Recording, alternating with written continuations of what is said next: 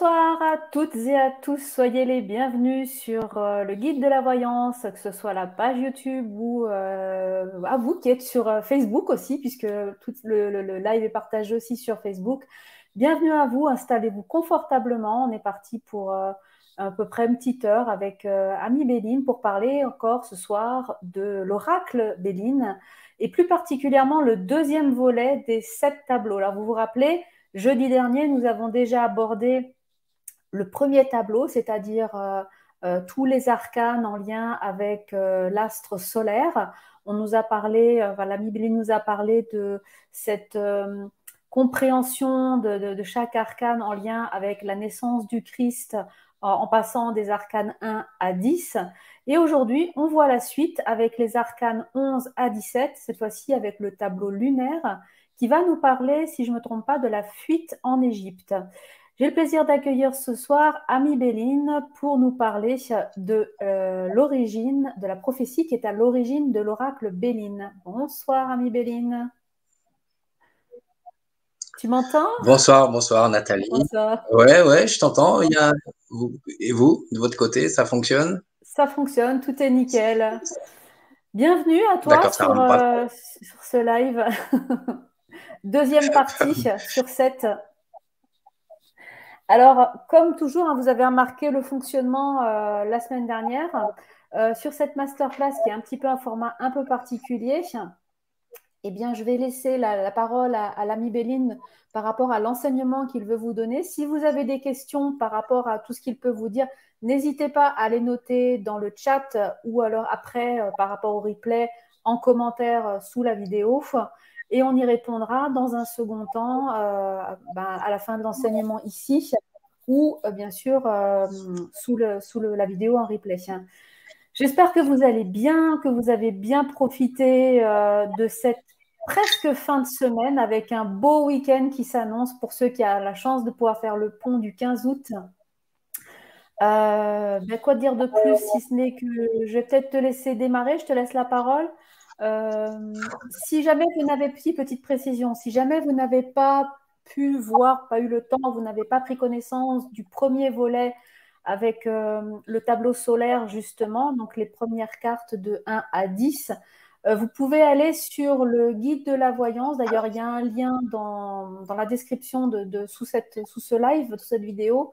Il y a une playlist spéciale, la prophétie de l'oracle Béline. Et dans cette playlist, vous allez retrouver l'ensemble des 7 lives qui seront présentés par Amie Béline. Eh bien, je pense que tout est bon, tout est dit. Si jamais vous avez des questions, que ce soit par rapport à l'enseignement ou les replays, cette vidéo ce soir sera aussi en replay. Dès la fin du live, elle sera disponible sur le guide, sur la chaîne du guide de la voyance, sur la chaîne YouTube. Donc, n'hésitez pas à revenir voir les enseignements. Et on va démarrer tout de suite, sans plus attendre, le deuxième volet, je le disais, avec le tableau lunaire. Je te laisse la parole, je te laisse démarrer, Amie Béline, pour cet enseignement ce soir. Merci.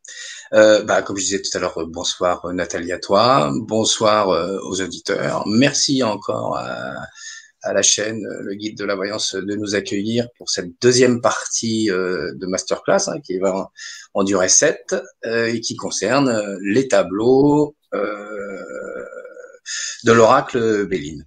Alors, comme on a déjà vu, on va démarrer quand même, on a déjà vu la semaine passée, et puis aussi dans d'autres vidéos, que l'oracle Béline, la clé de l'oracle Béline, il est écrit avec le tétragramme sacré, c'est-à-dire le nom le plus sacré de Dieu. Ça se lit évidemment de gauche vers la droite, de droite à gauche, pardon, je suis à l'envers, donc voilà, ça se lit comme ça. C'est le nom le plus puissant de Dieu. Une fois qu'on a activé cette mécanique, voici la clé.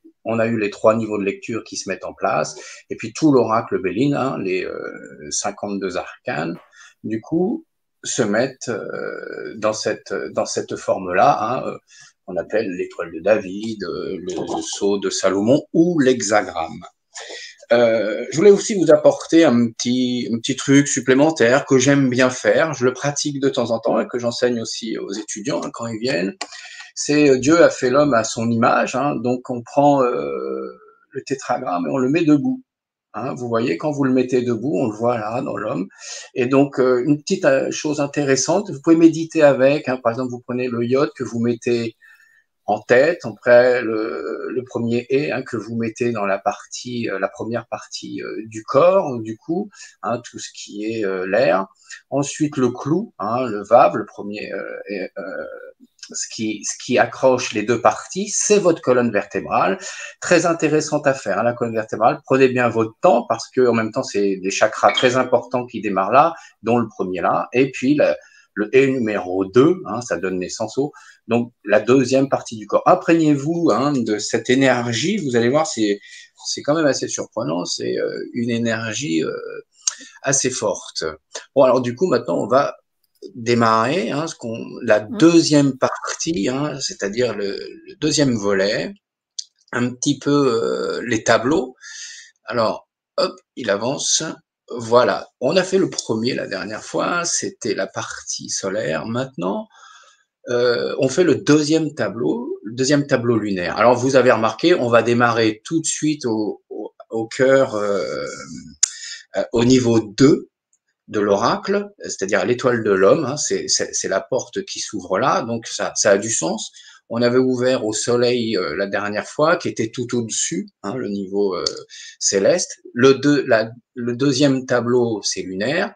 Bah, il arrive au numéro 2 et le troisième, il arrivera au 3, le quatrième, il redémarre, etc. Donc c'est assez simple à comprendre.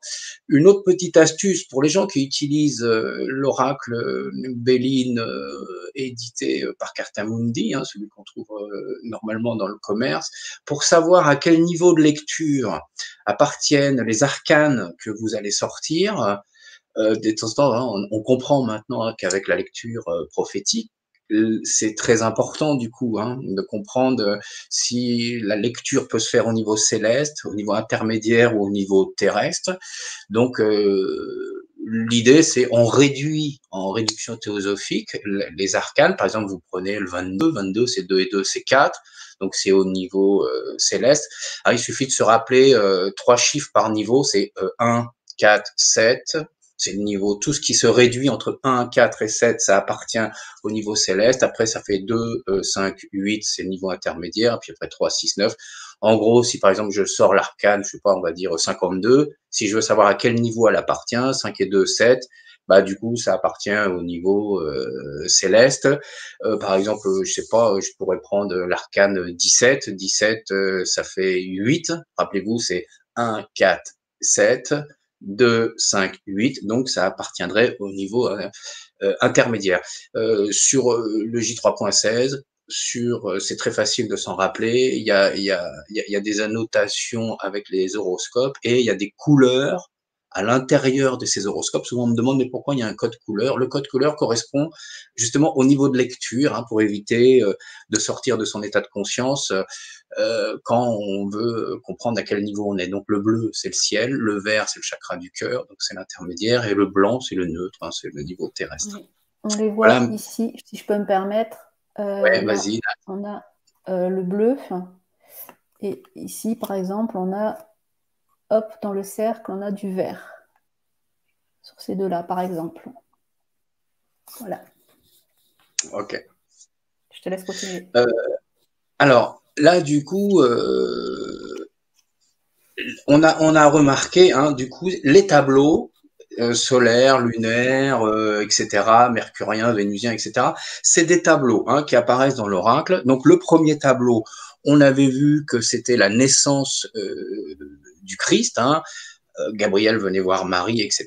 Et maintenant, à la naissance du Christ, il y a certains événements, et voilà, ça se traduit dans ce tableau lunaire. Donc, on se rappelle un petit truc qu'on n'avait pas dit la dernière fois, hein, je crois que ça appartient dans Luc, ils viennent de Galilée, donc je fais cette petite pression parce que dans ce tableau-là, c'est important de s'apercevoir de ça.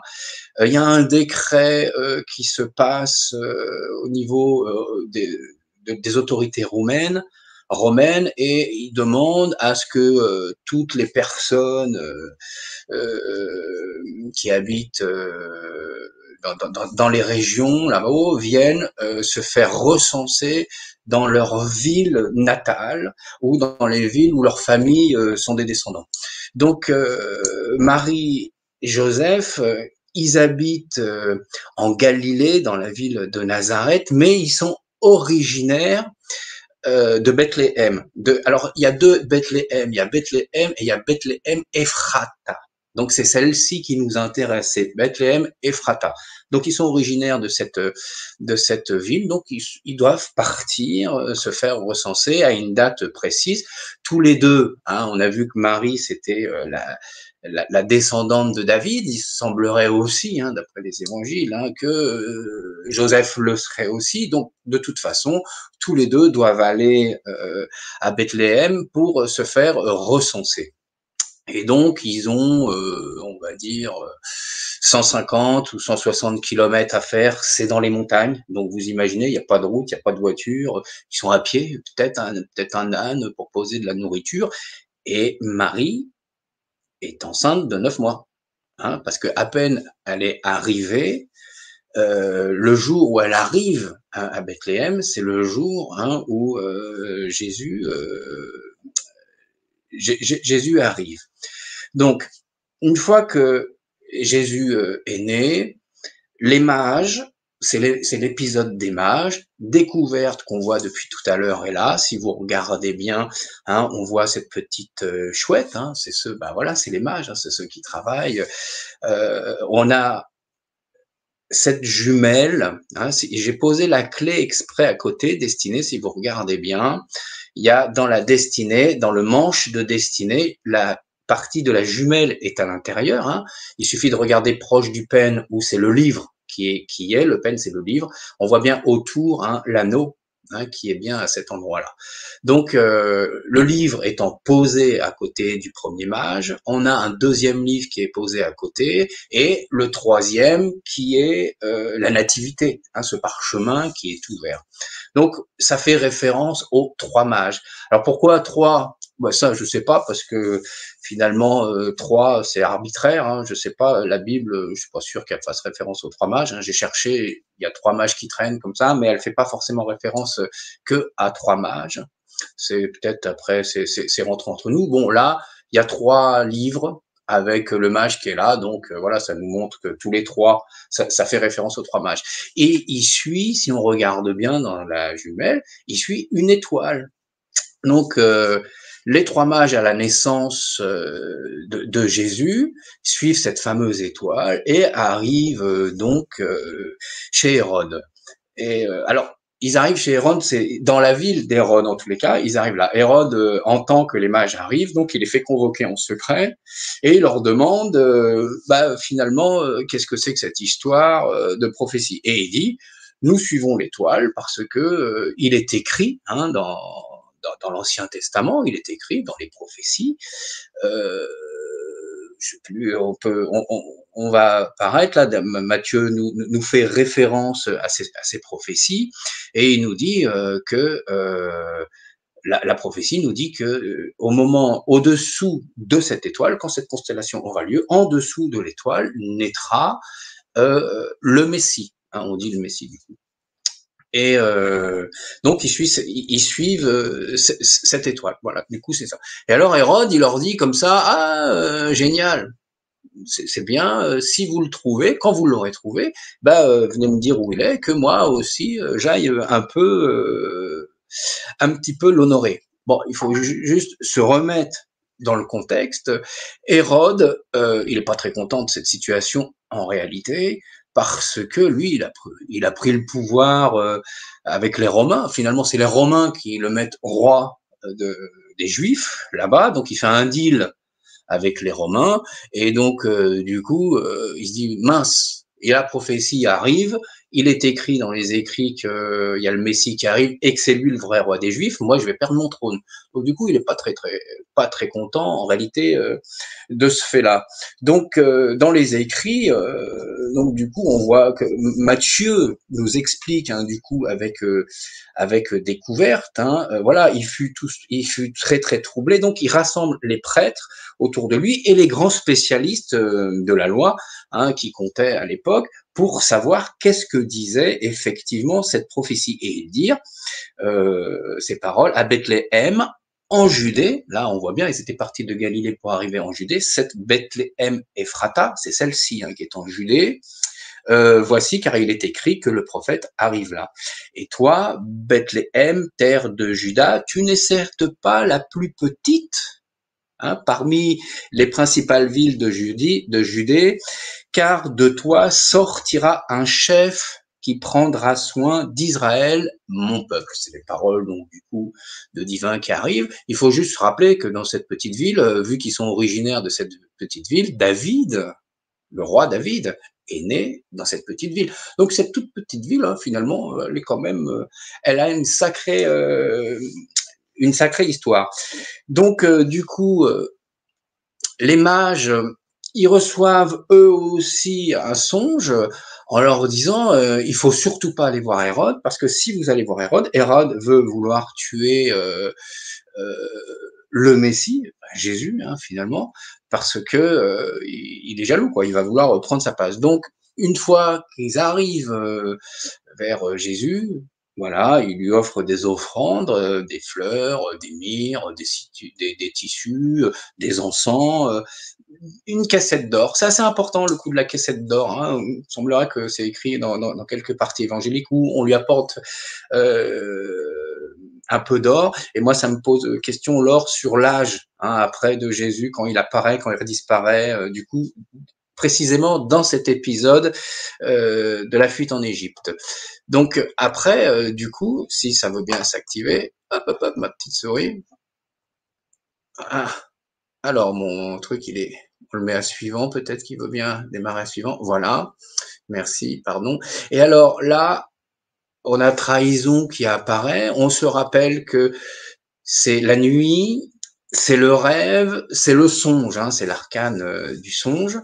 Donc Joseph, à son tour, il reçoit dans son songe un ange qui arrive et qui lui dit vite, vite, prends femme et enfant et tu dois fuir en Égypte parce que Hérode veut la mort de Jésus.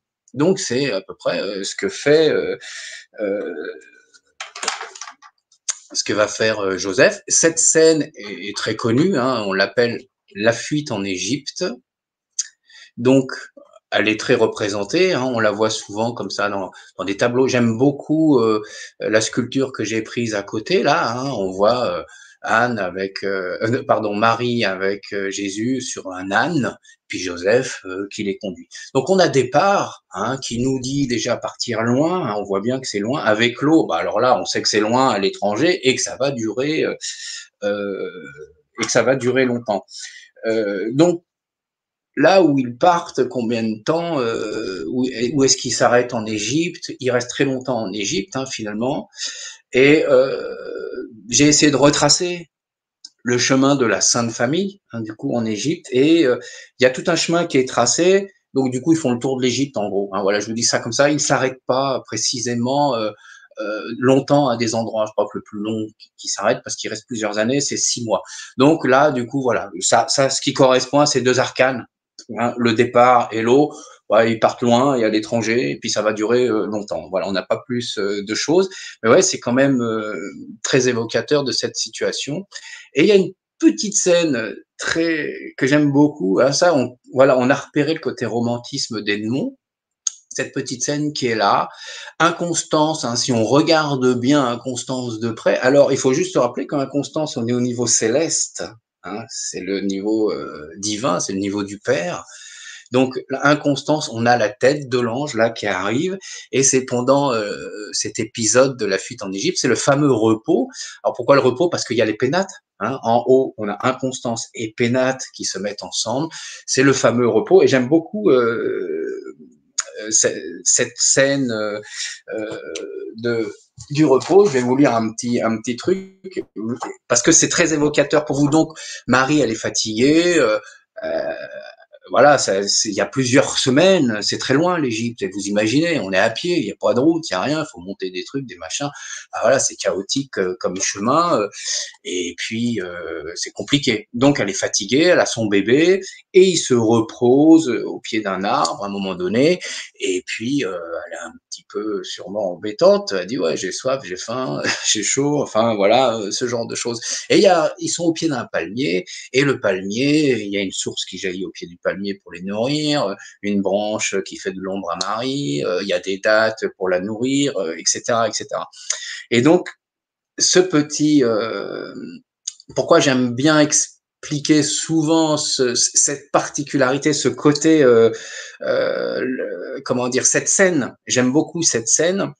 C'est parce qu'au moment de partir, après s'être reposé, ils repartent le lendemain.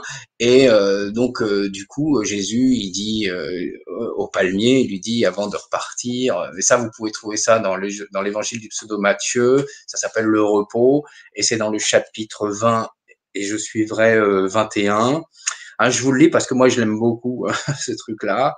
Je vous en lis qu'un petit bout. Alors, redresse-toi, palmier, reprends ta force. Tu partageras désormais le sort de mes arbres qui sont au paradis de mon Père. Ouvre de tes racines la source cachée, hein, au fond de la terre, et que les eaux en jaillissent pour notre soif. Aussitôt, le palmier se redressa, et d'entre ses racines se mirent à jaillir une source d'eau très limpide, fraîche, etc., etc. Et le lendemain, hein, quand ils tous repartirent, et à l'instant où ils se mettaient en route, Jésus se tourna vers le palmier et dit, c'est surtout cet épisode-là que j'aime beaucoup, je te donne ce privilège, palmier, que l'un de tes rameaux soit emporté par mes anges et planté au paradis de mon Père. Je te confère cette bénédiction afin que tous ceux qui auront vaincu en quelque lutte en disent, vous avez la palme de la victoire. Et j'aime beaucoup ce petit épisode parce il y a plein d'épisodes bibliques qu'on a dans notre quotidien, on se rend pas compte, les palmes de la victoire, les palmes, je sais pas, le festival de Cannes, c'est les mêmes palmes de palmier, tout ça, ça vient de cet endroit-là, quand on a lutté pour obtenir quelque chose et du coup on nous donne cette récompense et du coup je trouve ça très romantique, hein, du coup, et j'ai bien aimé cet épisode biblique. Donc après ils disparaissent bien évidemment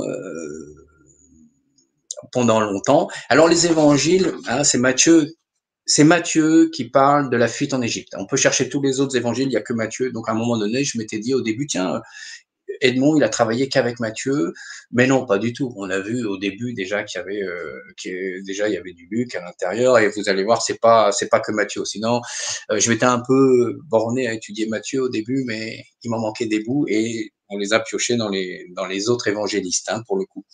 Alors, ce que nous raconte un peu l'évangile, c'est pour ça que c'est des tableaux, hein, ça commence un peu bizarre. Il nous dit, voilà, que comment il s'appelle, Hérode veut tuer Jésus, hein, finalement, et qu'ils s'en vont, et que Hérode meurt. Hein, je sais plus, voilà le songe de Joseph, et donc ça fonctionne comme ça. Hérode disparaît, meurt, et puis il reviendra.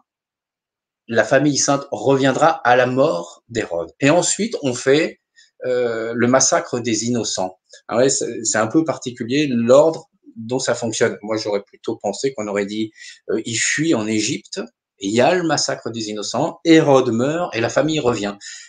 C'est un fil conducteur normal, mais celui qui l'a écrit a dit le songe de Joseph arrive, ils s'en vont, hein, et puis un autre songe arrive à Joseph, lui dit Hérode est mort, tu peux revenir, et puis après on nous raconte le fameux massacre en Égypte. Hein.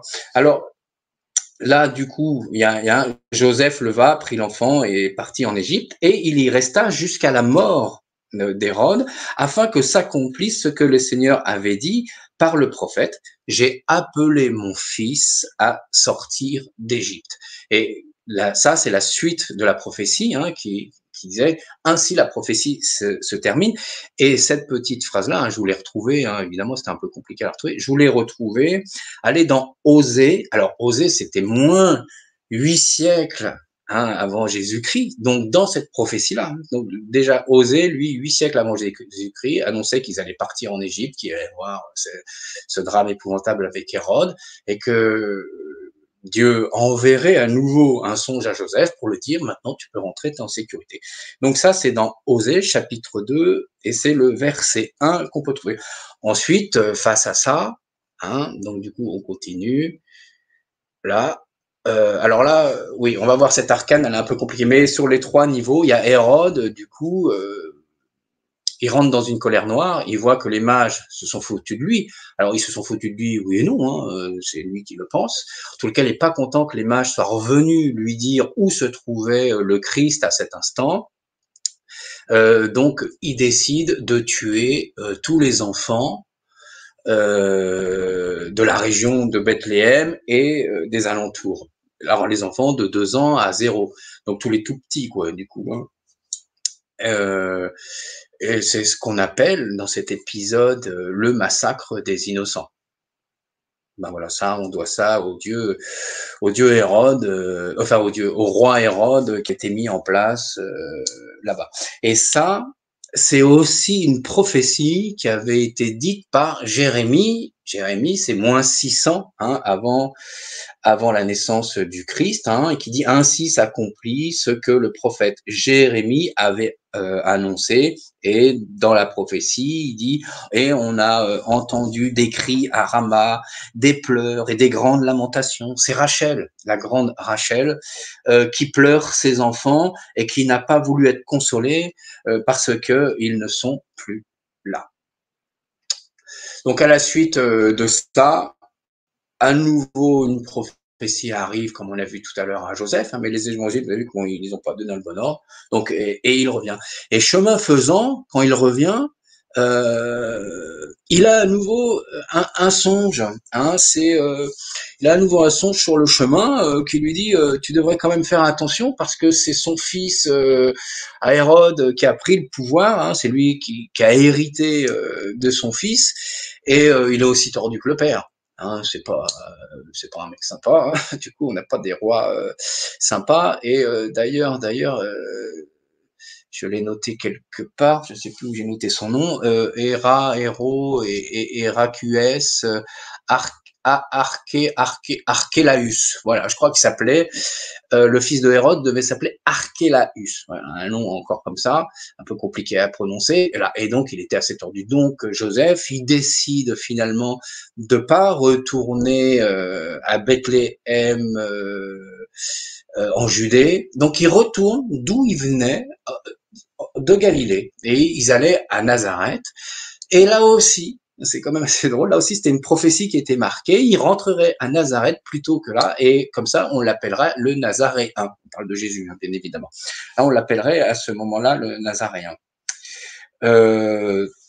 Et là, si on observe bien cet arcane qui est posé, qui est maladie, alors c'est un arcane, pardon, un peu particulier. J'aime bien prendre un peu de temps pour l'expliquer parce qu'il est souvent mal interprété. On a la lune qui rentre avec trahison. Alors là aussi, souvent, on imagine des choses avec cet arcane. On vient du soleil, donc on est complètement ébloui et on rentre avec trahison. Donc imaginez qu'on rentre dans une pièce noire en étant complètement ébloui, donc finalement on se cogne dans les murs, on accuse tout le monde de tout et de n'importe quoi, alors que on se trompe. C'est souvent le cas d'ailleurs avec cet arcane, on se trompe. Souvent, voilà, on doit se remettre en question. Et donc on fait tout un cheminement pour arriver finalement jusqu'à maladie et qui va donner naissance au prochain tableau, qui est le tableau mercurien, avec, c'est pas découverte, c'est, mince alors, comment est-ce qu'elle s'appelle, changement, avec changement. Et si on prend les systèmes planétaires dans la durée, il est vachement, Edmond, c'est un génie. Le soleil, c'est le conscient, la lune, c'est l'inconscient, c'est le petit dôme qui arrive au monde de 0 à 3, le soleil. Après, une fois qu'on est fait, on fait l'inconscient. Donc on fait notre inconscient, c'est la lune, et on va passer jusqu'à l'âge de raison où on va partir à l'école, apprendre la vie, et ça, c'est on va rentrer dans la vie active avec justement Mercure. Et donc on a fait tout le chemin, on a tricoté tout là du coup notre conscient, inconscient, et d'un seul coup, voilà, on prend conscience des choses. C'est ce que va nous dire changement. Hein, on a pris conscience des choses, voilà. Et donc c'est l'âge de raison, c'est à peu près 6-7 ans à peu près que ça apparaît. Et donc, on a fait tout le cheminement lunaire, et donc, elle va nous amener à 6-7 ans. Et c'est pour ça qu'elle est importante, cette arcane. Cet arcane nous dit en dessous, hein, cet animal qui traverse l'eau, le feu, la salamandre, ou pour certains, ça peut être le crapaud. Hein, Marcel Bellin l'appelait d'ailleurs un crapaud. Mais c'est pareil, c'est un animal de transformation, de transmutation. Les alchimistes le savent bien. Donc, je traverse l'eau, je traverse le feu. Voilà, je passe plusieurs étapes comme ça. J'ai traversé l'eau et le feu, j'ai fait le conscient, j'ai fait l'inconscient. Hein, je vais donc mûrir vers quelque chose. Donc, j'aime bien dire, je mets des œufs, de la farine, je mets ça dans le récipient qui est moi-même, et cet oiseau va me monter, parce que là, si on voit bien, la salamandre qui appartient au niveau terrestre se trouve à cet instant au niveau de l'âme et du cœur. Hein, on voit bien, et elle est amenée à monter vers le haut. Donc on voit qu'il y a une maturité qui est en train d'arriver, qui est en train de grandir, et on va arriver de l'autre côté avec changement, hein, qui va complètement nous éclairer, cet arcane, quand on va arriver en Mercure. Donc c'est une arcane qui nous dit, j'ai passé des épreuves, j'ai fait des transhumances, etc., etc. Donc on a la fameuse transhumance. Jésus a disparu de la Bible, ils sont partis en Égypte.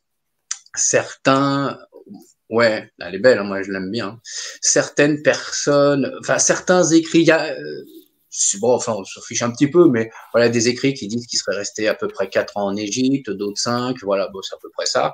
Comme il revient à l'âge de raison, il revient dans la Bible à l'âge de 7 ans, le Christ, hein, il disparaît à ce moment-là, et il va revenir à l'âge de 7 ans, ce qui correspond à cette transmutation d'arcane qui va arriver à l'âge de raison de l'autre côté. C'est quand même fabuleux.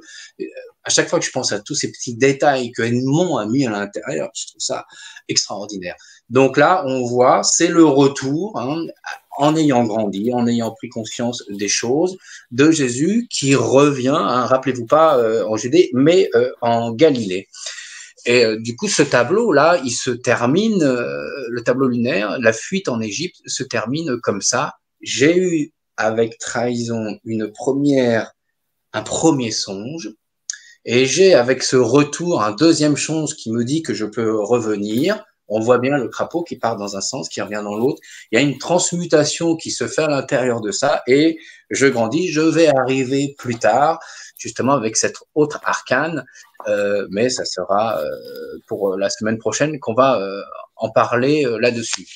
Donc, ce qu'il faut continuer à regarder, hein, par exemple par rapport au texte, l'annonce que Jésus arriverait à la naissance, hein, du Christ se ferait à Bethléem. Hein, j'ai pas précisé cette petite chose. C'est Michée.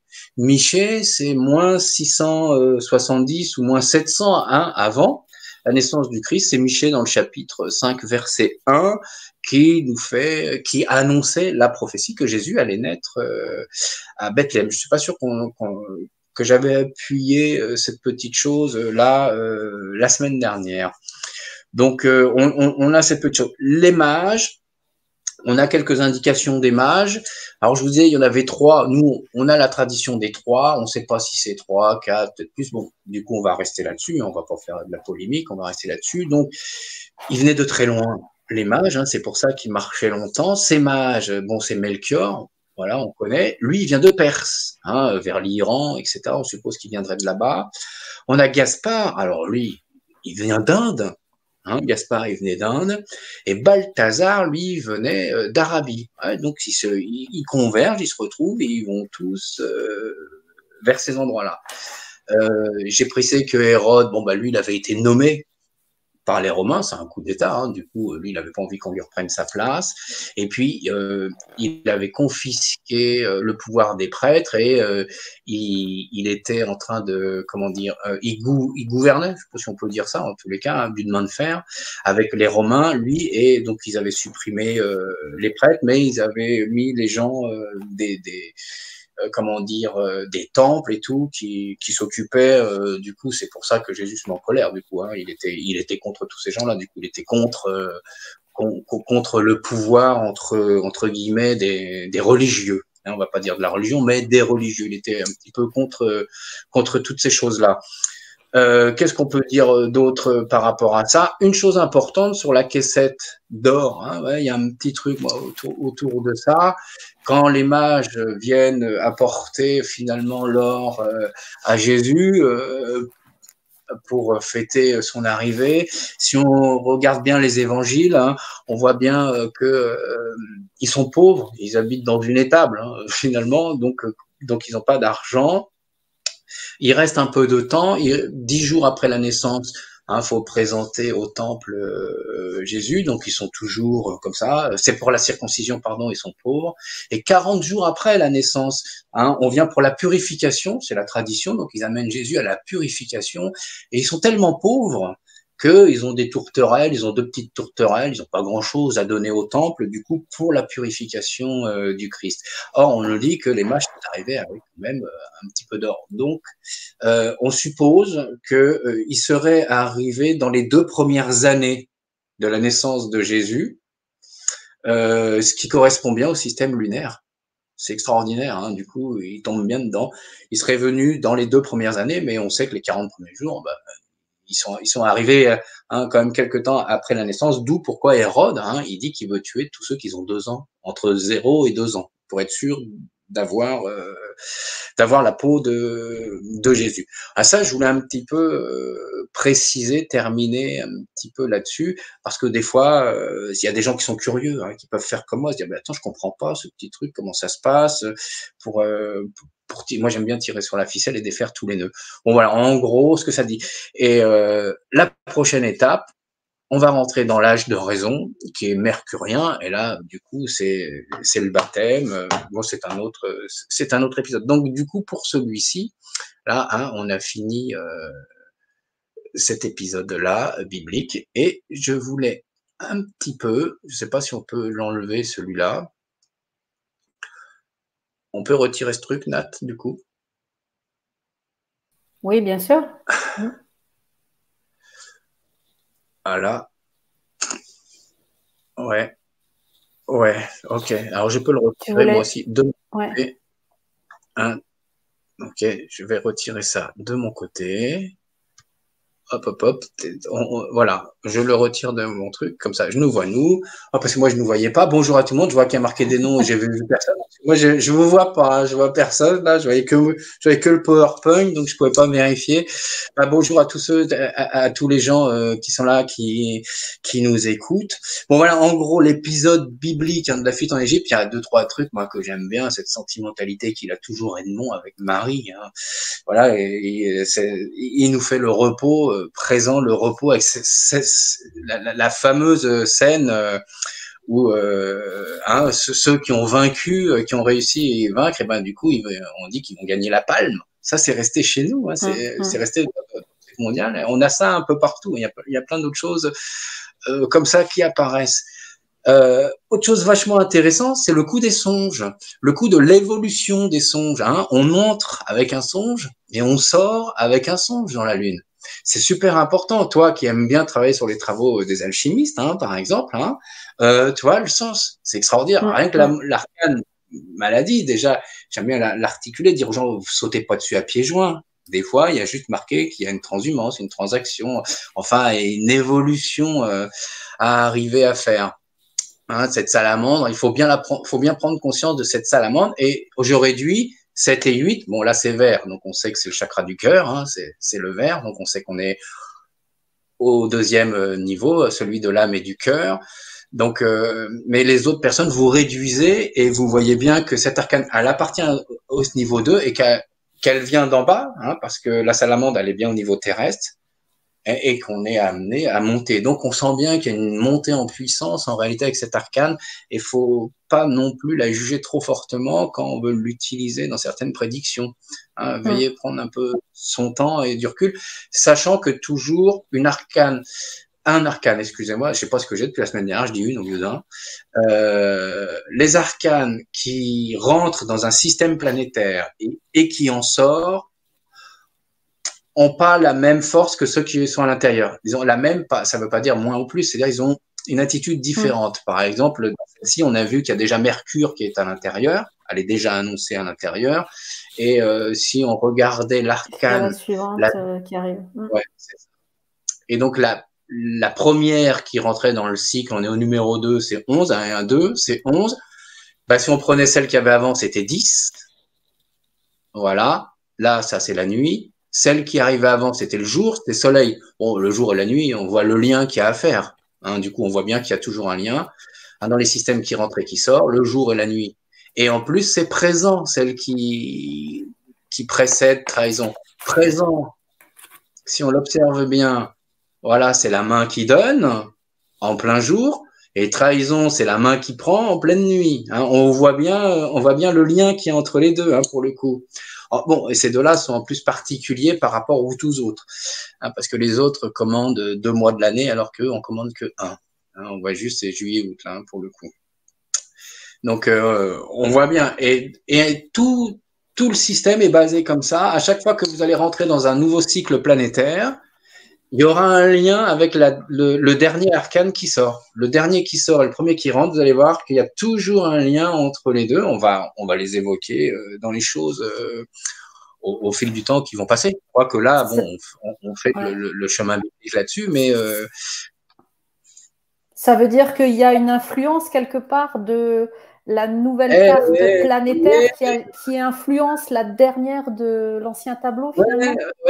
ouais. Bah, la plus flagrante, par exemple, de toutes, celle qui, bah, il y en a deux extraordinaires. Les plus flagrantes, par exemple, qui parlent bien. Bon, le chat, la main qui donne, celle qui prend, on la comprend, elle est super puissante.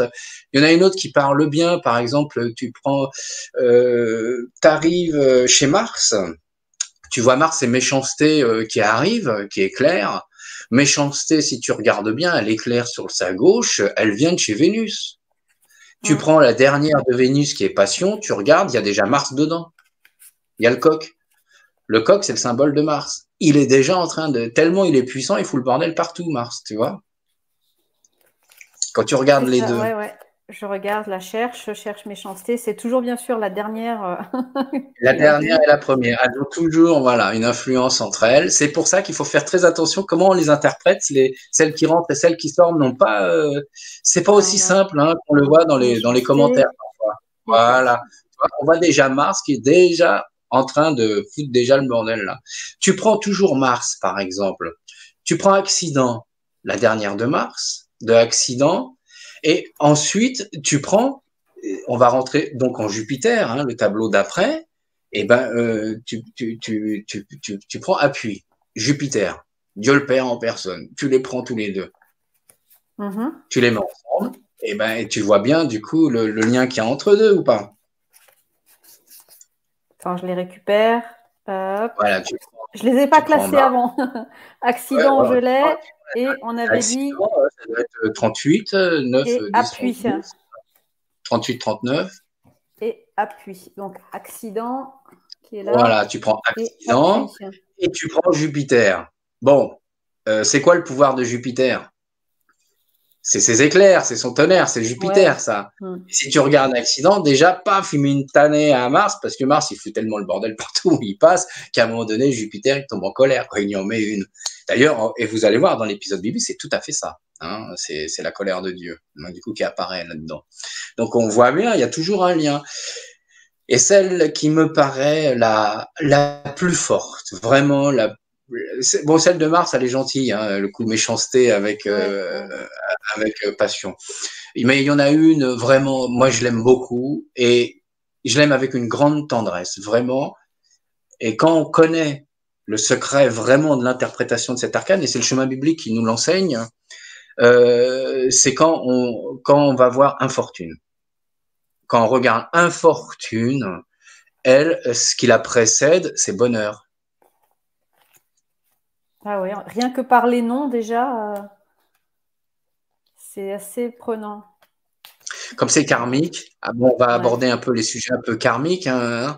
C'est vachement bien les sujets karmiques. Mais là, du coup, quand on prend infortune et bonheur, moi, bah, du coup, infortune, moi, je l'aime. Ça dépend sur quel sujet on parle, mais là, on voit bien, hein, c'est sa main qui passe d'un arcane à l'autre, mais il y a un secret pour comprendre. Je vais pas le révéler maintenant parce que sinon il y aura pas d'intérêt enfin, il y aura quand même d'intérêt à se retrouver à étudier Saturne, mais on livrera le secret de cette main qui passe d'un état, qui passe de infortune à bonheur. Hein, on voit bien, elle va dans cette direction, hein, finalement. Et si on regarde bien la carte, hein, j'ai bien insisté pour refaire le boomerang. Hein, elle a dans son sac un boomerang. Un boomerang, ça sert bien à faire des allers et retours, hein, d'un endroit vers un autre. Hein. Donc, du coup, on Ouais. l'a bien mis, je l'ai bien mis en évidence là. Du Voilà. coup, c'était pas si simple dans la version Cartamundi. Enfin, Edmond, il l'a fait pour Présente, lui. ouais. Donc là, il y a un véritable secret, et quand on connaît ce secret, on n'aborde plus du tout infortune, plus du tout de la même De la manière. même Sauf manière. si je vais gagner au loto, je sors infortune, ça veut dire, bah non, c'est réglé. Mais elle a tellement d'autres choses à donner derrière, et du coup, moi, je l'aime avec je vais pas dire une infinie tendresse, j'exagère un peu, mais je la regarde avec, comment dire, pour moi, elle est beaucoup plus mieux-veillante que beaucoup d'autres cartes. Elle est bienveillante en réalité. C'est un Ouais. arcane très très bienveillant, hein, le fait que On le voit, Infortune, il est pas du on ouais, le du voyait coup on voit bien la pas de la même manière. Hein. ouais. Ouais, c'est vrai que sur l'autre, il est un peu austère, ça fait un peu Mm. mal. Elle a un parcours compliqué, c'est clair, mais en réalité, elle nous oriente vers des choses quand même assez beaucoup plus profonds. En tous les cas, elle demande beaucoup à réfléchir. On est dans du Saturne, c'est la réflexion, c'est le karmique, c'est nos actions, etc. Et c'est ça qui est bien. Rappelle-toi, la première qui rentre dans un cycle et la dernière qui en sort n'ont pas le même poids La qu'à même l'intérieur. énergie. Un langage totalement, pas totalement différent, mais elles ont des trucs quand même particulièrement. Enfin voilà, il y a des particularités. Je peux pas libérer le truc là maintenant parce que si je dis On ne, voilà, on ne spoil pas. ouais, on va le garder pour quand on va arriver à Saturne, parce que c'est du coup les Saturnes, c'est une véritable libération quand on connaît le secret. Hein. Du coup, on n'est plus du tout dans le dans le rejet de Saturne, comme on voit à peu près beaucoup. Moi, du coup, je préfère, enfin, je préfère pas, mais je ne rejette pas du tout les arcanes de Saturne. Je l'aime assez bien, d'ailleurs, à ce propos. Alors, je Ouais. voulais dire deux, trois trucs un petit peu, si je peux Ce encore que je un petit peu voudrais là. peut-être juste avant que tu ailles plus loin, peut-être rappeler ce qu'on avait dit la dernière fois, que tu peux peut-être rappeler, c'est que même si tu présentes des textes bibliques pour expliquer un petit peu la prophétie qu'on va retrouver, qui a permis de créer cet oracle Béline, il n'y a aucun lien avec la religion. On l'a expliqué la dernière fois. Je te laisse peut-être en remettre une Ouais, couche pour ceux qui nous d'accord. regardent. Ouais, ouais, c'est très important d'expliquer ça. Euh, moi, si les gens qui me connaissent, hein, les gens qui consultent ou qui viennent en stage, j'ai une carrière de musicien rocker bluesman d'avant derrière moi, donc je suis pas vraiment un curé, hein, voilà, en gros. Non, en vrai, j'aime beaucoup les curés, c'est pas le problème. Mais voilà, c'est pour expliquer, c'était pas ma tasse de thé, surtout que lorsque j'étais même enfant, moi, j'étais obligé d'aller au catéchisme le mercredi matin alors que j'étais à la DAS, et quand je rentrais le midi, c'était la journée des frites. Et moi, quand je rentrais, il était 1 heure et demie, ils avaient tous mangé, ils avaient mangé tous les frites. Alors moi, j'avais pas de frites, jamais, alors que tous les gosses, on adore ça. Et c'était jour de fête le mercredi. Puis jour de fête pour moi, bah moi j'étais obligé de partir toute la matinée loin, comme si je me levais, comme si c'était à l'école, et j'avais même pas mes frites. Donc je peux vous dire que c'était pas vraiment mon truc. Non, je me suis mis à étudier les textes parce que c'est une évidence qu'il faut les étudier à partir du moment où le Béline m'est tombé dessus, c'est tout. À partir de là, j'ai dû apprendre, hein, c'est tout. Et donc du coup, étudier les textes, c'est pas devenir religieux, hein, ça a rien à voir. C'est étudier la spiritualité qu'il y a derrière. Et puis, ce qui est intéressant d'étudier les textes, c'est de plus on les étudie, mieux on comprend l'oracle. Hein, c'est pas parce que je comprends la signification du texte, c'est pas parce que je comprends le cheminement que font Arcane avec Arcane en superposition du texte évangélique, enfin pas que les évangiles, de la Bible en général, que d'un seul coup je vais devenir, d'un seul coup je vais mettre la soutane. C'est pas vrai. Effectivement, je suis un peu touché, mais ça, je pense que tout le monde l'est. Si on étudie bien, on voit l'histoire des uns et des autres. On voit Marie, bon, on aime bien Marie. Je pense que tout le monde aime bien la Vierge Marie parce que même si on n'est pas obligé de croire en la Vierge Marie, de pas y croire, ou on fait ce qu'on veut, mais le personnage, en tous les cas, est quand même très très touchant. C'est un personnage qui est là, qui aide les gens, qui leur apporte la foi, qui leur apporte du bonheur. Le personnage, on peut se coller sur ce personnage et se dire j'aimerais bien ressembler à ce personnage, ou quand je pense à ce personnage, ça me fait du bien. Voilà pourquoi moi j'aime bien la Vierge Marie, et puis moi, du coup, moi j'ai la foi pour la Vierge Marie, mais chacun a la foi avec ce qu'il veut. J'ai même des cailloux en lesquels j'ai la foi, alors pour vous dire, hein. Là où ça fait du bien. Effectivement, j'ai appris à regarder Jésus d'une autre manière. Mais c'est le parcours qui est intéressant, c'est voir ce qu'il véhicule derrière. En réalité, si on étudie les textes par rapport aux Bélines, en réalité, Jésus, il n'est pas du tout pour la religion. C'est réglé, c'est marqué à l'intérieur. Il se rebelle contre ça, hein. Donc, faut pas avoir peur de rentrer dans le texte pour apprendre. Pour apprendre, plus on cisèle, plus on a de connaissances là-dessus, pas au point de devenir un exégèse, mais enfin pourquoi pas d'ailleurs, et plus on en apprend, plus voilà, on cisèle sa connaissance avec ça, plus les fulgurances sont fortes qu'on a, et plus l'interprétation que l'on a devient de plus en plus pointue, de plus en plus juste.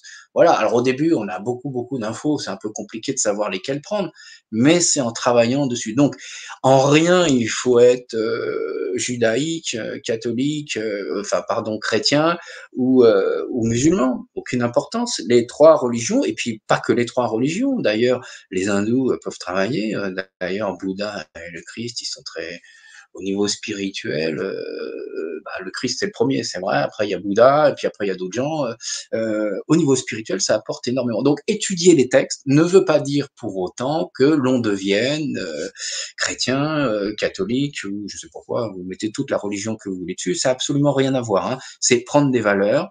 Alors des valeurs ou des informations, hein, vous mettez le mot que vous voulez, et puis ça sert à naviguer et à se servir de l'outil. Il est important, quand je sors l'étoile de la femme, de comprendre qu'est-ce que ça veut dire au moment où je vais la tirer. Si on se sert de l'oracle Béline, c'est qu'au fond de soi, on a compris que c'était un outil prophétique, donc on reçoit une prophétie, un message d'ordre divin. On a bien vu, hein, c'était quoi une prophétie. Si j'utilise le Béline, même si je veux pas croire en la religion ou n'importe quoi, je me mets dans la peau de quelqu'un, hein. Ouais, ça m'intéresse pas ça, mais si je le prends au fond de moi-même, c'est que je me dis qu'il va m'apporter un truc ésotérique, hein, un petit message Surtout, secret. quand on regarde l'étoile de la femme que tu as redessinée, on sent bien l'inspiration de la belle Marie, quoi, ici, hein. Ah oui, c'est une Elle inspiration est totale. vraiment magnifique, cette carte. Elle est splendide. Donc, Oui, c'est oui. tout à fait mariage. Comme ça, Mm.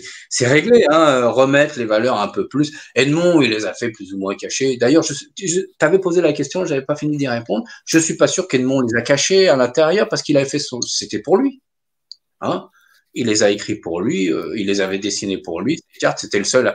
Donc, il mettait que des messages qui soient disponibles que pour lui, hein.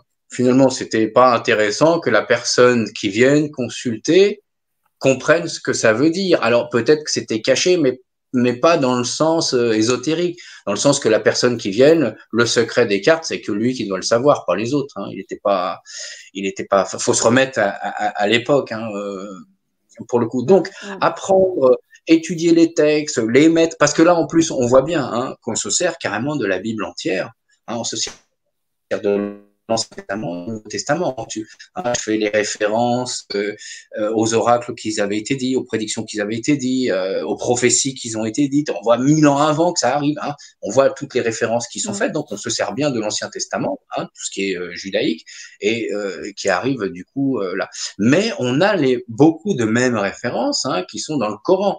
Bon, mais c'est pas ma culture, donc j'ai du mal à parler du courant, mais je sais qu'à l'intérieur, il y a beaucoup de choses qui s'y trouvent. Je sais qu'on aime beaucoup Marie, il y a son chemin. J'ai étudié un petit peu le Coran, mais pas trop, parce que je peux pas tout étudier en même temps. Hein, là, j'ai fait déjà quand même beaucoup de livres à étudier avec tout ça. Mais voilà, par exemple, je sais que ceux qui parlent le mieux de la Vierge Marie, à mon sens, hein, de ce que j'ai pu avoir eu à ma disposition, c'est le Coran. Quand on lit le Coran, comment il parle de l'enfance de Marie et tout. J'ai pas vu quelqu'un qui parlait de manière plus jolie de Marie que du Coran, tu vois, à ce moment-là. Bon, les trucs où ça se chipote, c'est que dans le Coran, on peut pas être Messie. Voilà, c'est tout. On peut pas être à l'image de Dieu, alors que dans les autres, hein, la prophétie raconte que bon bah voilà, c'est le Fils de Dieu. Là, c'est pas possible. Voilà, il rejette pas que Gabriel, l'ange Gabriel, est venu enfanter. Ça, c'est dit aussi dans le Coran. Hein. Le Verbe, quand Gabriel vient enfante Marie à ce moment-là. Enfin, c'est le Verbe qui le fait de la part de Dieu. Ça, oui, il y a une naissance comme ça très particulière. C'est reconnu à la couche au pied d'un arbre, d'où une source jaillit à ce moment-là, quand Jésus arrive. Ils reconnaissent hein, toutes ces choses-là. C'est juste, on ne peut pas être à l'image du Messie, c'est pas du tout pareil. Voilà, c'est en revanche le Coran consacre, oui, c'est le plus grand prophète, mais c'est pas le Messie. C'est le plus grand prophète qu'il y a. Il est cité beaucoup plus, 2 fois plus que Mahomet à l'intérieur, et même à la fin du Coran. Hein, il est précisé, Mahomet raconte que celui, le sauveur des hommes, celui qui viendra à la fin, parce que c'est une religion aussi, le mot exact c'est eschatologique, hein, comme les chrétiens, et c'est-à-dire il y a une fin du monde, hein, donc c'est ça, il y a une fin du monde, donc et celui qui viendra les sauver, le dernier, hein, c'est écrit aussi comme ça dans le Coran, c'est Jésus. Donc Mahomet dit bien Jésus va venir sauver, c'est lui le dernier qui viendra tous nous donner un coup de main. Donc tout ça, c'est bien traité. Voilà, il y a juste une petite différence. C'est dommage que les gens se chipotent pour ce genre de choses, cassent les statues ou se font des guerres pour ça. Mais enfin, c'est des prétextes. Enfin, c'est pas le sujet du Béline hein, pour le coup. Donc, Moi, nous devenons. je me posais juste une question. Je ne sais pas si tu l'avais dit la première fois ou pas, mais quand Edmond, en fin de compte, il a créé ce jeu, je m'imagine maintenant, je suis Edmond, qu'est-ce qui me passe par la tête, c'est de vouloir se dire, je vais créer un jeu qui va retracer toute cette histoire biblique au sens large du terme, à travers des images qui sont pas si, comment dire, euh, explicites que ça. Tu vois, c'est pas comme on le disait, il n'y a pas forcément un chemin de croix, il n'y a pas, voilà, il y a pas la notion de tout ce que tu nous as raconté, notamment ce soir avec cette fuite en Égypte. Il n'y a pas même l'histoire du palmier. Il n'y a pas de notion de palmier proprement parlant dans ces cartes-là. Qu'est-ce qui lui est passé par la tête en fin de compte? On pourrait se demander, tu vois, de vouloir transparaître par des images telles qu'on les a là, ce récit biblique en fin de compte, quoi. Tu vois, c'est assez particulier. Et combien de temps finalement ça a pu lui prendre tout ça, de concevoir ça, rien que ça me fait mal à la tête de me dire, de pouvoir concevoir un projet pareil, tu vois, rien que tu dis par rapport aux Saintes Écritures, je vais transposer ça dans un jeu. Rien que ça, c'est fou comme idée, quoi, je trouve. C'est hallucinant. Tu vois, dès qu'on commence à prendre conscience de ça, Edmond, on le voit plus pareil. Hein, on se dit, waouh, c'est fou. C'est fou. Moi, quand je pense à Edmond, je me dis, waouh, mais quel génie! Alors que beaucoup de gens se passent à côté d'Edmond sans se rendre compte vraiment que c'est un génie. Mes travaux, entre guillemets, hein, je ne vais pas prendre sa place, mais moi, je pense que quand j'ai décidé d'éditer mes travaux, plutôt que de les garder que pour les élèves pendant 10 ans, je les ai gardés pendant 10 ans que pour les gens qui venaient à moi. Dès que j'ai décidé de les éditer, c'était en même temps pour dire, il faut rendre à Edmond ce qui est à Edmond. C'est lui le génie. C'est au niveau ésotérique, au niveau des occultes, on a mis du génie à plein d'autres, mais on est passé à côté des noms en disant un peu tout, n'importe quoi. Il y a encore dans la semaine, sur le site du MUSEM, il y a quelques années, j'avais dû déposer quelque chose et quelqu'un là avait des discussions avec moi en prenant pas conscience de qui était Edmond, même en essayant de les écraser, en essayant de dire hey, il a fait ceci, il a copié, il a fait le machin, il a fait mais vous êtes complètement à côté de la plaque quoi, les gens. C'est pas du tout ça. Alors qu'est-ce qu'il avait Edmond dans sa tête, ça je peux pas, je prendrais pas le risque de le dire, j'en sais rien. Je constate simplement que Edmond, on connaît les visions qu'il a eues de la Deuxième Guerre mondiale, alors qu'il vivait en calèche lui, et il voyait des bombes atomiques et des chars passer, donc c'est un peu compliqué pour lui. Je suppose que ça a été compliqué. On voit dans ces cartes qu'il a une infinie tendresse pour Marie. Il nous a quand même fait l'ange qui arrive dans la protection du Père là-haut qui arrive, hein, ce fameux repos, la scène du repos. On a vu qui nous l'a faite avec beaucoup de tendresse sur le tableau solaire, quand on voit Marie, elle arrive avec le temple et l'enfance de Marie au temple, c'est quand même, on voit bien qu'il a une tendresse là-dessus. Et on va voir, il traite aussi de temps en temps Jésus avec, il a aussi une petite tendresse aussi particulière pour Jésus. De toute façon, dans la Bible, c'est ces deux personnages-là qui racontent ça. Moi, je crois qu'une fois qu'on connaît la clé, une fois qu'on a libéré, est-ce que c'est un secret? On va dire le secret, mais je suis pas sûr que c'est un secret. Parce que moi, encore une fois, je pense pas qu'il a caché un secret dedans. Il a dessiné des cartes pour lui. Tu vois, c'était pour lui. Il les a pas dessinées pour les autres. Il y avait un seul jeu, donc il a pas mis de secret particulier. Il savait ce qu'il faisait. Donc je pense pas qu'il y ait un secret. Et une fois qu'on connaît le cheminement des oracles, on voit, il y a tout le chemin. Donc c'est, pour moi, on la voit la fuite, on voit bien, on voit quand il naît, on voit la résurrection, on voit le chemin de croix, on voit tout ce qui se passe. Tout est clair. Est-ce qu'on pourrait dire que par rapport à cette construction qu'il a faite de cet oracle, c'était peut-être plus comme un passe-temps pour lui, comme un loisir, tu vois, une passion, il a eu cette envie de vouloir faire ça. Il n'y avait pas forcément un objectif d'oracle ou quoi que ce soit derrière, mais c'était juste peut-être une représentation par passion, comme il y en a qui font. À l'époque, on faisait des mosaïques, des choses comme ça, des vitraux et autres. Peut-être que là, c'était... on peut peut-être imaginer ça aussi, quoi. Je pense que chacun peut imaginer ce qu'il veut, mais je serais présomptueux de le savoir, de m'avancer sur des choses comme ça. Il n'y a pas de traces écrites finalement qui nous racontent son truc. On sait juste un petit peu l'état d'esprit qu'il a eu. Il est arrivé très jeune à la capitale avec sa mère. Je crois qu'il y avait un frère ou deux avec lui ou une sœur. Enfin voilà, il est arrivé très jeune. Il est devenu la coqueluche de ce qu'on appelle le quartier des Lorettes là-haut à Pigalle, très très jeune. Il a pris un embonpoint extraordinaire rapidement, très vite, aux Champs-Élysées. Donc t'imagines, ils sont arrivés à la capitale, c'était un gamin, 16-18 ans, quelque chose comme ça. Il en est reparti. J'ai pas vraiment la date exacte qu'il est parti, mais on sait qu'il est reparti après avoir annoncé l'histoire à Napoléon que Napoléon et Victor Hugo allaient un peu se chipoter là tous les deux, et que Napoléon surtout allait perdre, se dire enfin moi je vais perdre quelque chose. T'as vu, je suis le roi de l'Europe, je suis le roi du monde. Qu'est-ce que tu veux que je perds? Enfin c'est pas le premier, c'était le 3. Mais quand même, il pensait pas qu'il allait perdre pour un petit truc de rien du tout. Donc c'était un peu compliqué. À la suite de ça, il retourne à Pouilly par là-bas, finir sa vie. Il a sa maison, il construit une maison. La chose qu'on sait de cet homme, déjà très jeune.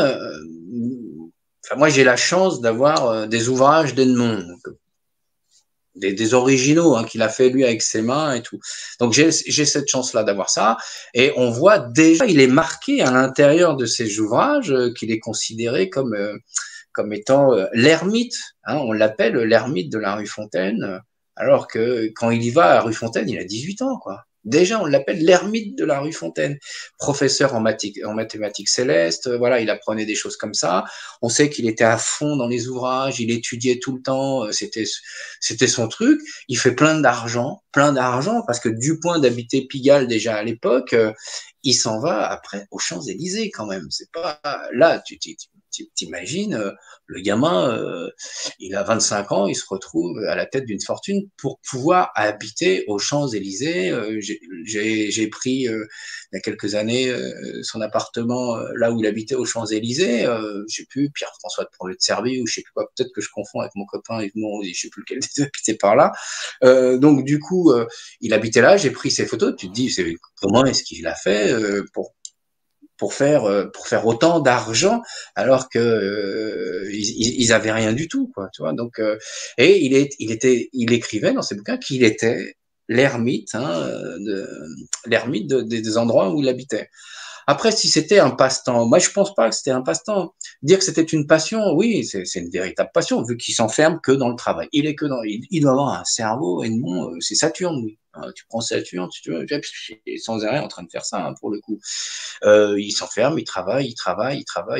Et, on lui connaît pas d'héritier, on lui connaît pas de femme, on lui connaît pas d'enfant. Donc c'est un véritable ermite, tout seul dans son coin. Il disparaît jeune, en plus, à 52 ans. Dans sa 52e année, il s'éteint comme le nombre de lames dans son tarot. Il en a fait plusieurs des tarots, pas uniquement. Il n'y a pas que l'oracle Béline qu'on lui connaît. Il y a le grand tarot Béline aussi qu'on lui connaît. Et le grand tarot Béline, il l'a fait pour moi. Alors, pour moi, il l'a fait avant l'oracle Béline. Pour moi, l'oracle Béline, c'est le truc, c'est l'apothéose de tout. C'est la réduction, je sais pas, c'est le fruit de tous les trucs. Parce que les frères Goncourt, dans je sais plus lequel des deux frères, les frères Goncourt tiennent un journal. C'est un journal où ils écrivent tous les deux dans ce même journal. Et il y en a un des deux, je l'ai encore relu il y a quelques jours, qui écrit, les frères Goncourt, ils avaient une mentalité un peu spéciale. On donne des prix à leur nom, mais on devrait avoir honte de donner des prix à leur nom. C'était je sais pas quoi, mais enfin voilà, c'est pas des gens sympathiques en réalité. Ils sont antisémites, homophobes, les filles, ils les traitent de prostituées, les filles faciles. Enfin, je sais pas, voilà, c'est pas des types bien finalement. Donc je comprends même pas pourquoi on appelle les grands prix les prix Goncourt. Et ils écrivent dans leur journal. Il y en a un des deux qui y va, il y a une femme qui l'invite et il raconte une scène avec où il se retrouve rue Pierrefontaine, tu vois, avant les Champs-Élysées, rue Pierrefontaine, où c'est en octobre 56, je crois, 1856, où il se retrouve rue Pierrefontaine, et il raconte les cartes. Et il raconte qu'il y a des grandes cartes immenses qu'il a peint de manière grossière et tout, etc. Il raconte le grand tarot Béline, il n'a pas fait encore le petit. Moi, je pense qu'il y a des dates qui sont pas très justes, qui sont pas très justes sur la composition de l'oracle Béline. Comme je l'ai déjà évoqué, ou je l'évoque souvent, on dit qu'il aurait été fait en 1845, mais moi je pense que c'est entre 1845 et 1854 que ça aurait été fait. Encore une fois, dans l'urne du destin, qui est disponible maintenant chez Galiléa sur la truc. Vous pouvez trouver l'urne du destin sur Internet. Du coup, il est disponible partout. Qui est un bouquin qui est écrit, vous allez à la fin, et il est édité, ce bouquin, en 1954, 54-45, oui, il y a une petite différence, où il annonce dessus qu'il va sortir l'oracle, il l'appelle pas l'oracle Béline, je crois le miroir de l'âme, je crois qu'il l'appelle, il faudrait vérifier si c'est ça. Je crois que c'est dans la dernière page du livre, et il annonce qu'il sort une série de livres, il y a une dizaine de bouquins, je crois, qui sort, et il annonce le miroir de l'âme. Donc, avec une personne, j'ai oublié le nom, avec un mec de la BNF, on a cherché qui travaille à la BNF, s'il y avait tous ces bouquins à l'intérieur à la BNF, on les a pas trouvés. Il y a le bouquin, comme il était dans la bibliothèque de Napoléon, d'ailleurs, ce fameux livre, comme il était dans la bibliothèque personnelle de Napoléon, donc du coup, il est à la l'urne du destin. Il se trouve du coup à la BNF. Donc on peut le trouver. Maintenant, il est numérisé. On peut l'avoir gratuitement. Tous les gens peuvent faire ça sur Internet et le trouver. Il y a des choses très intéressantes. D'ailleurs, on voit bien qu'ils discutent des oracles droits et renversés à l'intérieur. Donc du coup, mes travaux, ils disaient juste. Parce que maintenant, on l'a révélé. C'est dans ses livres à lui. Il les employait bien dans les deux sens du coup. Mais je pense pas que c'était un passe-temps. C'était sa vie. Il faisait que ça. Le mec, il s'enferme à faire que ses travaux, que ces trucs-là, 24 sur 24. Et puis, je sais pas, il a peut-être eu des fulgurances. C'est comme moi quand je me suis mis à travailler. Puis un jour, j'ai eu des fulgurances. C'est arrivé comme ça, la clé, le machin, je sais même pas. Comme moi, je dis, je sais même pas comment c'est arrivé. Ça m'est tombé dessus comme ça. Tu sais, voilà, on a des fulgurances qui nous arrivent comme ça. Je sais pas, c'est une chance. C'est Dieu, c'est le divin, j'en sais rien, qui nous donne quelque chose. On est peut-être dans le quantique au moment où ça nous arrive, hein, je sais pas, hein, comme j'essaye d'activer tous les jours ma glande pinéale, j'y pense 2 heures par jour hein, pour aller visiter les choses. Je pense que voilà, c'était un homme, il était fait pour ça, il a fait son passage pour faire ce qu'il avait à faire. Je te dis, même point que, hein, j'ai fait quand même le lien, Papus a pris, c'est quand même, c'est Papus quand même, c'est pas n'importe qui, Papus, c'est le maître. C'est le maître. Donc, Papus, étant le maître, il a quand même pris les travaux d'Edmond hein, pour essayer de décoller pour le tarot, pour le passer sur le tarot, etc. C'est le maître, Papus de tous. Donc, on peut rien dire là-dessus. Et il a quand même travaillé les trucs d'Edmond. Donc, je sais pas si c'était un passe-temps. En tous les cas, je pense qu'il vivait pour ça. Hein. Je pense qu'il vivait que pour ça, parce que même à sa mort, il a légué, je sais plus combien de centaines de livres à la bibliothèque d'Auxerre, hein, je crois, Auxerrois, je sais plus, je l'ai mis quelque part. Il a livré une bibliothèque extraordinaire, hein, quand même là-bas. Donc, alors il y a un petit truc que j'aime bien, il y a une photo que je montre de ça, et c'est Christine qui me l'a envoyé un jour parce qu'elle habite dans le village là-bas où était Edmond. C'est la première personne qui a peint, qui avait fait une version différente de l'oracle Béline, hein, qui s'appelle L'urne du destin. Hein, du coup, elle avait pris le titre du livre de Edmond. C'est une érudite sur Edmond, elle habite le même village, donc t'imagines un peu, c'est une peintre, et elle a repeint, c'était la première personne qui avait repeint justement le Béline de manière un peu plus douce, tout ça, etc. Et Christine, elle a quelques documents, elle m'a envoyé quelques trucs, on a des échanges comme ça. C'est la première qui a fait ça, donc je sais plus ce que je voulais rebondir sur Christine d'ailleurs. C'est elle qui avait repeint le truc. Ah oui, elle m'a envoyé une photo de la façade, là où habitait Edmond, qui est maintenant une maison privée. Les gens, ils ont envie qu'on leur foute la paix, quoi. Ils laissent pas les gens venir. Et alors sur sa façade, il y a, faudrait que je t'envoie la photo pour une prochaine fois que tu puisses la sortir. Ouais. Il y a l'écusson qu'il y a en haut à droite de chaque oracle. Il y a un écusson avec les planètes à l'intérieur. Il a dessiné un écusson comme ça à l'intérieur. Il a dessiné un écusson qu'il a mis sur la façade de sa maison. Voilà, il est en blanc, voilà exactement. Mais au lieu que ce soit la lune ou n'importe où, à l'intérieur, il a écrit que Dieu nous garde. Donc, et ça, c'est vachement important de comprendre. Cette parole d'Edmond, c'est pas n'importe quelle parole. Edmond, il est en 1850 et il voit la première guerre mondiale arriver. Ça, c'est super important. Et on va voir qu'il termine l'oracle avec la 52. C'est pas anodin, la manière dont la 52 soit là. C'est pas anodin. Il respecte pas le texte. Et donc, on va pouvoir faire le lien entre par quoi il a envahi cet homme, ça doit être terrible. Hein. Il vit en calèche, le mec, quand il se déplace, hein, quand ils font 150 km, eux, bon, ils n'ont pas mis 5 jours à pied comme ils faisaient avec Marie dans le montagne, mais ils mettent 3 jours à cheval, du coup. Et alors, du coup, il voit des chars, des bombes atomiques, des trucs comme ça qui arrivent, le type. Donc, du coup, on imagine un peu, ça devait être quand même assez surprenant pour lui. Donc, on va comprendre pourquoi la 52 ne respecte pas tout à fait le texte biblique, hein, pourquoi elle se termine de cette manière-là. Ça fait partie du texte, mais il y a un petit truc qui est pas tout à fait normal à l'intérieur, mais on comprend pourquoi, hein, du coup. C'est le côté, on a vu qu'il était on a vu de temps en temps qu'il était romantique, on a vu de temps en temps, vous allez voir, hein, dans Mars qui va avoir du mal peut-être à faire périr Christ, et on va voir avec Cloître, il y a un truc un peu particulier aussi, et ça se termine pas tout à fait pareil, donc c'est intéressant, et ça fait partie. Ouais, ça fait partie de son état d'esprit pour comprendre qui était Edmond. Et donc, du coup, on comprend pourquoi il met ça sur sa maison, que Dieu nous garde. On comprend pourquoi, du coup. Il y a du lien, il y a du sens. Si on comprend tous ces petits trucs, on peut cheminer sur la personnalité de cet illustre bonhomme, alors qu'il était tout petit, tout mec comme ça, et on le voit sur des photos énormes. Il a pris de l'embonpoint, a travaillé. Il a une énorme médaille qu'il a été offert, je sais plus, par un tsar, avec plein de diamants, un truc de ouf, quoi.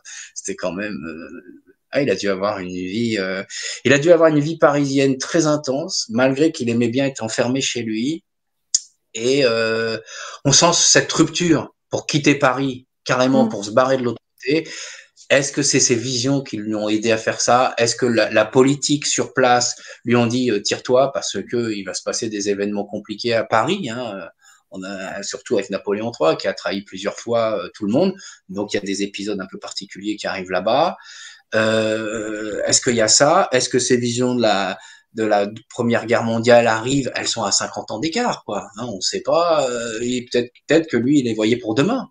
Hein, est-ce que c'est pour ces raisons qu'il est parti là-bas ou est-ce que c'est les raisons, hein, il est mort d'une maladie, mais à l'époque, le mot cancer n'existait pas. Donc, je suppose qu'il est mort d'un cancer, du coup, à 52 ans. Hein, on ne part pas comme ça, surtout qu'il était enfermé chez lui à faire ses trucs. Donc, on comprend, il y a du sens. Et quand on comprend un petit peu Edmond avec le cœur, on peut comprendre davantage, en plus, les travaux et même son oracle. Là où je pense, pour répondre un peu plus en profondeur sur ta question, est-ce qu'il a fait exprès, est-ce qu'il a caché des choses et tout? Mais je pense pas qu'il a caché des choses. Je pense qu'il a fait par contre peut-être exprès parce qu'on peut faire aussi comme au tarot un peu de la psy, hein, avec les cartes, hein, du coup de la bélino, comme je dis, on peut faire de la bélinothérapie avec, mais on peut faire aussi un côté psychologique très fort du coup avec le Béline parce qu'il y a les systèmes planétaires. Alors pour le coup, on peut le faire 100 fois mieux que le tarot parce qu'il est beaucoup plus affiné. Les cartes, effectivement, comme elles répondent à mort à l'inconscient quand on le regarde, hein, quand tu prends une consultante ou un consultant devant toi, si tu veux faire comme la tarothérapie, tu le poses devant et tu demandes à la personne qu'est-ce qu'il ça lui éprouve, hein, là pour le coup il prend des claques tous les coups, hein. Là on peut faire très vite du coup et ça fonctionne relativement vite et en plus avec une précision redoutable parce que chaque arcane quand tu connais les secrets bah, du coup, tu comprends un petit peu comment ça fonctionne. Oui, vas-y, tu voulais montrer quelque chose? Je voulais juste, on parlait d'une chose intéressante tout à l'heure où tu parlais de cette peintre qui a repris l'oracle et qui l'a redessiné justement à sa manière, etc., avec plus de douceur. Je pense à ça parce que c'est un petit peu ce que tu as refait aussi, toi, puisque tu as ressorti le jeu. Et quand on regarde, par exemple, si on compare ces deux cartes, puisqu'on est dans l'arcane lunaire ce soir, dans le tableau lunaire, on voit une différence entre l'oracle un peu plus classique, on va dire, et la version que tu as refaite. Alors, dans certaines cartes comme celle-ci, il n'y a pas forcément beaucoup de différence sur le dessin. Sur les premières cartes, c'est nettement, il y a une belle grande différence, on le voit beaucoup mieux. Mais j'aimerais peut-être que tu nous parles des ajouts que tu as fait aussi sur cette version, parce que justement, on a rajouté une partie signe astrologique, il y a des noms de versets. Et la chose intéressante qu'on retrouve sur ta carte, c'est quand la carte est renversée, il y a justement une petite définition que tu as rajoutée ici. Donc, on ne retrouve pas tous ces symboles sur la partie originale. Ouais. Alors, pardon, excuse-moi, fini. Vas-y, je t'en prie. Non, mais si tu n'avais pas fini ta question, c'est dommage. C'était juste par rapport à ça, c'était de pourquoi avoir voulu rajouter cette partie aussi renversée, puisqu'on sait, on a vu que Edmond utilisait le terme justement, donc il les analysait comme ça. Peut-être pour plus de symbolique et même les noms des versets, etc., qui sont rajoutés sur le côté. Peut-être que tu peux nous expliquer pourquoi le choix de ces ajouts-là. Ouais. Ça bug un peu là, non? Ça revient? Il y a un Vous petit êtes décalage, là? c'est bon. T'es toujours Vas-y, là, on Nat? t'écoute. Tu m'entends? Ouais, toujours. Je suis toujours là. Alors, ouais, ok. Mais il y avait il y a l'impression que tu passais dans un tunnel. T'as C'est pas l'appartement grave. qui roule dans un tunnel, t'es dans un véhicule, t'as mis ton appartement dans un véhicule.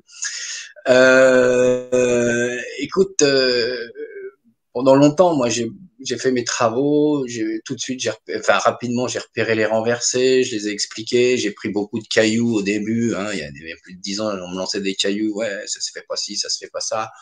J'ai fait comme vous voulez. Maintenant, la clé nous enseigne bien que ça se lit renversé, donc comme ça, c'est réglé. Les débats sont tranchés, c'est la clé qui définit, c'est Edmond qui a fait son travail. En plus, en recherchant dans les bouquins, on voit bien maintenant dans l'urne du destin qui est numérisé, parce qu'à l'époque, il n'était pas numérisé, donc il n'était pas disponible.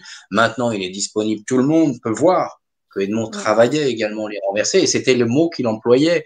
Donc quand j'ai découvert ses travaux et qu'il employait le même mot que moi, je me suis dit, il me l'a mis en bouche, c'est pas possible. Parce que je dis pas à l'envers c'est face cachée, donc c'est pas pareil. Et c'est pas inversé, hein, parce que y a des gens ils pourraient penser inversé. Alors c'est renversé. Et là, ils disent, alors à l'envers c'est face cachée, donc c'est pas possible. Inversé, mais c'est pas inversé, c'est renversé parce que des fois, elles veulent pas du tout dire la même chose dans un sens noir et blanc, quoi. Ça n'a rien à voir. Et donc là, du coup, j'étais quand même assez content de ça. Donc les annotations, les signes astrologiques, ça prend du sens. Hein, c'est pour une datation, une rapidité qui prend sens. Là, on voit bien ça. Il y a un code couleur à l'intérieur de chaque signe astrologique. Donc on l'a déjà expliqué tout à l'heure. Hein. Le bleu, c'est pour montrer le niveau céleste à quel appartient l'arcane. Voilà, le blanc, là, c'est le neutre, donc c'est le niveau terrestre. Et alors, ça, c'est le vert. Le vert, c'est le niveau intermédiaire, c'est le chakra de l'âme et du cœur. Donc, on l'a mis en vert, je l'aime beaucoup, du coup, hein, comme ça. Et le bleu, bah, voilà. Donc, du coup, ça, c'est pour rapidement, pour éviter de sortir de son état de transe. Hein, je veux dire, quand on travaille, des fois, on est un peu en transe, pour éviter de sortir de son état de transe, pour y revenir et repartir et revenir. Comme ça, on a juste un œil à jeter et hop, on reste là-haut pour travailler. C'est juste pour que ça saute aux yeux. Les petites annotations, il y a des lettres avec des chiffres, MC, 12, 22, je sais pas, ce genre de choses. Voilà, MC, ça existe. MC aussi, c'est marqué. MT, ça veut dire Matthieu. Hein, donc, il suffit de regarder la première lettre, c'est la lettre qui évoque le chapitre, et à côté, c'est les versets. Donc là, ici, par exemple, on a Matthieu chapitre 2, du verset 13 au verset 23. Ça nous explique un petit peu ce qu'on a expliqué, ce que je vous ai raconté tout à l'heure, hein, l'histoire des mages qui viennent voir Hérode. Hérode leur dit, dis-moi où il est, et puis les songes qui leur arrivent, et puis finalement ils se barrent. En gros, ça révèle, c'est le genre de choses. J'ai mis les renversés parce que c'est pour faciliter l'apprentissage, c'est pour faciliter, tu sais, le phénomène comme ça. C'est pas vraiment le phénomène intuitif, mais un petit peu quand même. Hein, on regarde les cartes, il y a marqué des trucs. Donc, comme il l'avait fait d'ailleurs au précédent, son grand tarot, le grand tarot qui s'appelle le grand tarot Bellina, celui avec lequel il tirait les cartes avec Napoléon, c'est marqué dans le truc du Goncourt, quoi, toi. Il a tiré avec les grandes cartes pour Napoléon avec. Il avait dessiné les annotations renversées. Mais je pense avoir une explication, c'est la mienne. Mais en faisant cette version du Béline, je pense que mon explication tient la route. Le grand tarot, elle est grande comme ça, la carte du tarot, donc il peut mettre autant d'informations qu'il veut, il y a de la place, hein, finalement. Or, les petites du Béline, il n'y a pas de place pour mettre tout, donc lui, il le sait, ces cartes, hein, il sait ce qu'il a mis. Donc moi, j'ai rajouté, ça m'a pris, ça a été, je crois, le truc le plus long à faire, ça a été calibrer la carte, calibrer le carton. Tu vois, la carte, carton, calibrer ce truc-là, savoir quelle grandeur. On voit que par rapport à la plus classique, la tienne est un petit peu plus longue. Si je les mets par là, elle dépasse un petit peu. Peut-être aussi, justement, pour rajouter ce genre de choses. Quoi. Exactement.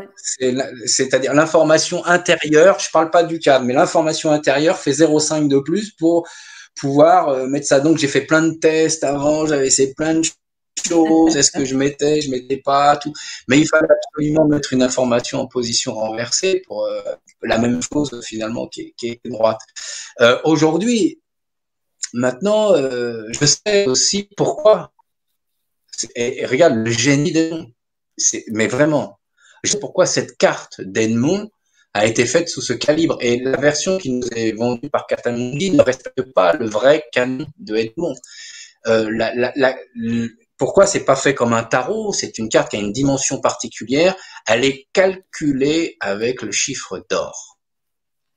Ah ouais, Tu sais, tu tiens, fais une ça m'étonne diagonale, pas, tu j'allais le replies dire. en deux et la carte, la carte dénonce, ce n'est pas son, le calibrage de la carte, c'est un calibrage très particulier. C'est pas du tout fait au hasard. Ça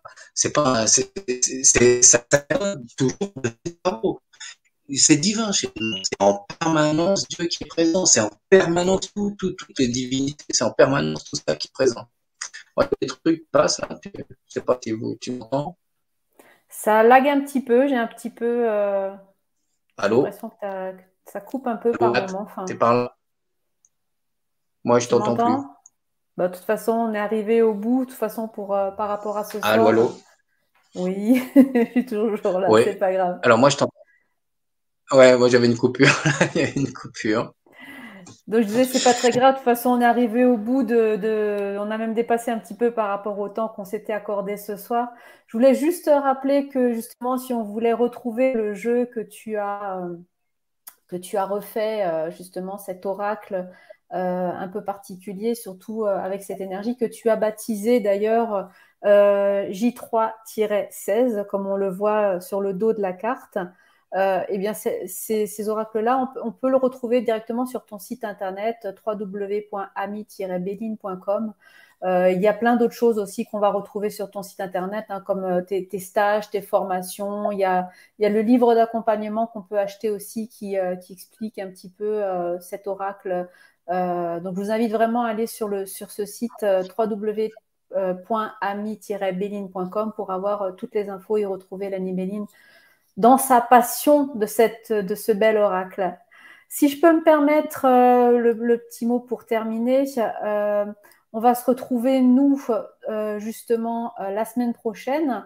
Tu vas nous parler de la suite de l'histoire, puisque on va aborder les arcanes 18 à 24.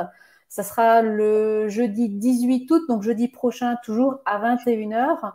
Et cette fois-ci, on abordera le tableau mercurien. Comme on l'avait vu, on avait annoncé avec changement justement l'entrée dans cette planète-là.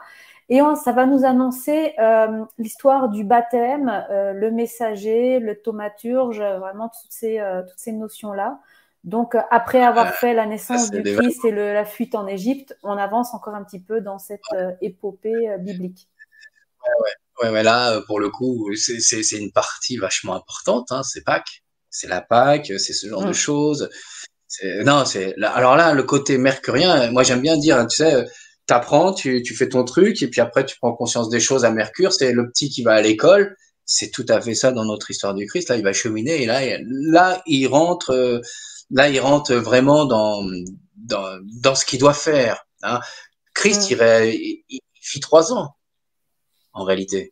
C'est de 30 à 33 ans, hein, son truc, hein. C'est les 3 années les plus fortes qu'il y a. Il y a quelques épisodes avant, on voit bien la fuite, la naissance, tout ça, bon voilà. Mais dans son ministère, le ministère du Christ dure vraiment 3 ans, de 30 à 33 ans. Et il démarre là.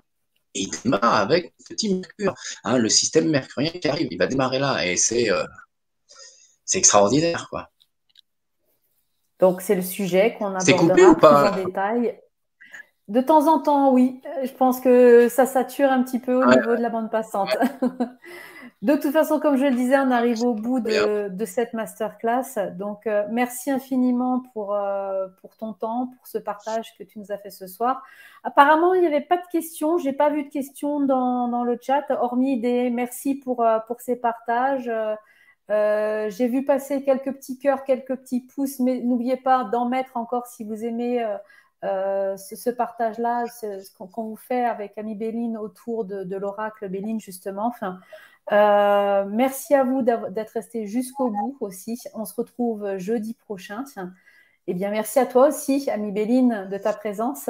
Et on se dit rendez-vous jeudi prochain. Merci. Ouais, ouais, À bientôt. merci à tous les gens. Merci à tout le monde. Merci à toi. Qui Puis était merci là. à Stan, hein, de nous accueillir sur sa chaîne. Ah bon, C'est d'accord. exactement ça. Bon, bah écoute, comme ça coupe un peu, mais je vous souhaite une bonne soirée à tous et à jeudi prochain. Et puis merci à toi, Nat, d'animer cet endroit. Avec plaisir. Allez, bye tout le monde. On se revoit jeudi prochain, comme je vous le disais. Même chaîne, même endroit, 21 heures pour le troisième volet sur les 7 pour découvrir la prophétie à l'origine du Béline. Bye tout le monde.